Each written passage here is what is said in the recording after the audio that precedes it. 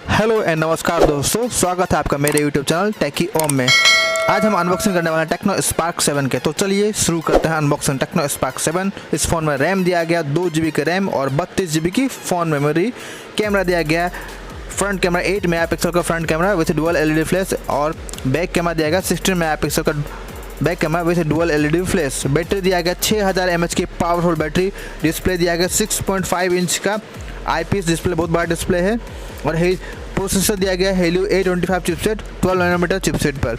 और इसका एंड्रॉयड दिया गया है एंड्रॉयड 11 iOS 7.5 स्क्रीन पर काम करता है। और इसमें 3 कलर मिल जा रहे हैं आपको, मॉर्फस ब्लू, स्पोर्ट्स ग्रीन और मैग्नेट ब्लैक। और अभी जो अनबॉक्सिंग कर रहा हूँ आपको Tecno Spark 7 magnet black colour की। तो ये बहुत ही बढ़िया फ़ोन है, बहुत ही कम दाम में मिल रहा है आपको। एक सिर्फ आपको 7600 में मिल जा रहा है। वीडियो को देखने में बहुत धन्यवाद। अगर अच्छा लगे तो लाइक, कमेंट और शेयर करें, सब्सक्राइब करें।